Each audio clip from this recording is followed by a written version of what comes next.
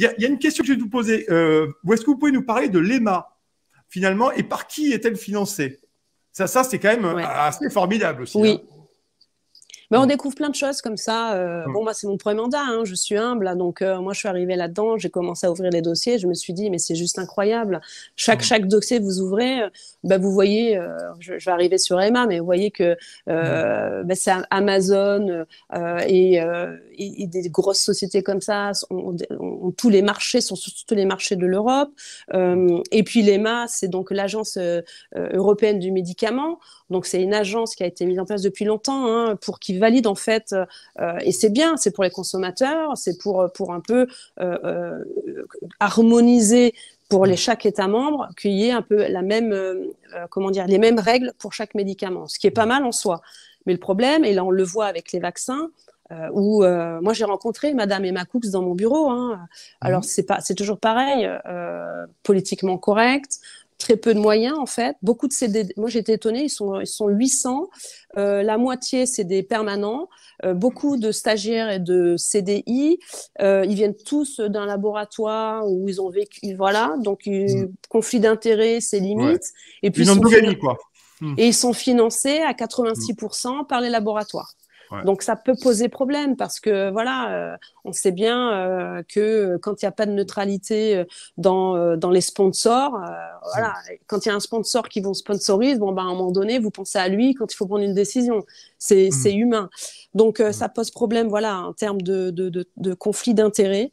Je crois que si vous regardez sur Wikipédia, l'EMA, il y a quand même pas mal, il y a un petit passif. Donc, ça pose problème. Après, même en termes de responsabilité, parce qu'aujourd'hui, quand l'EMA donne l'autorisation de mise sur le marché, il n'y a pas de suivi. Par exemple, moi, j'ai interrogé sur les effets secondaires, puisqu'elle aussi, elle est censée vérifier de près, puisque c'est elle qui a donné l'autorisation. Donc, c'est sa responsabilité de l'avoir donnée. Et donc, du coup, quel est le suivi derrière? Moi, j'ai posé cette question. Alors, ils disent, voilà, ils font des stats, c'est dans des fichiers Excel. Mais à un moment donné, c'est à partir de combien d'effets secondaires, à combien d'AVC, à combien de décès, à combien d'embolies pulmonaires, à combien de myocardites, on dit, bon, là, on arrête. Parce que pour certains médicaments, vous pouvez aller voir sur le site de l'EMA, il suffit de 3 incidents et ils arrêtent tout de suite.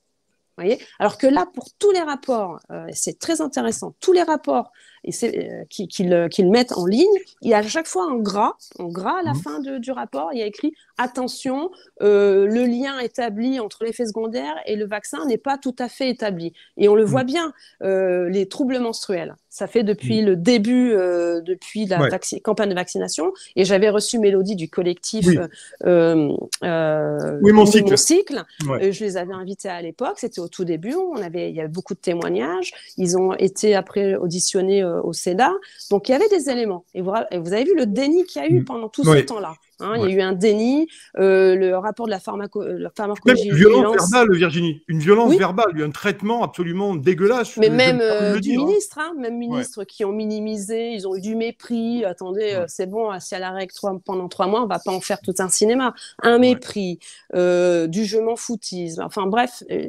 Mais comme la plupart des autres effets secondaires. Mais c'est vrai que ça, quand on prétend en plus défendre les femmes, où on vous toute la journée ici, c'est vraiment le lobby. Moi, je suis pas anti-femme, mais le féminisme extrême, c'est pas bon pour la société. Et donc, on est ici dans l'antre du féminisme absolu à outrance et qui même dessert la cause. Et là, pour le coup, les troubles menstruels, c'était c'est rien, ça va passer, il faut juste attendre 3 mois. Et là, pour le coup, on a enfin un résultat.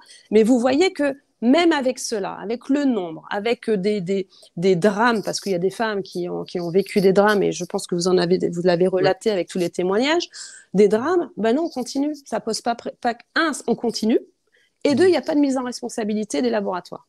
Au contraire, on continue à valider, on ne se remet pas en question, on valide la dose pour les enfants à partir de 6 mois jusqu'à 5 ans, donc on continue la campagne. Et c'est vrai que voilà, vous m'avez posé la question, l'agence de l'EMA, c'est le bras armé de la commission, point barre. Et c'est surtout le financement, comme vous avez dit, c'est le financement qui pose problème. Moi, je suis toujours surpris en tant que journaliste de voir que les financements d'institutions ou de groupements comme ça, qui sont censés défendre le bien public, qui sont censés à un moment donné protéger le citoyen européen, finalement, on se rend compte qu'il y a énormément de capitaux privés dedans, de gens qui sont directement en conflit d'intérêts, puisqu'ils sont au début et à la fin de la chaîne. Je trouve ça assez surprenant. C'est vrai qu'aujourd'hui, c'est difficile à défendre.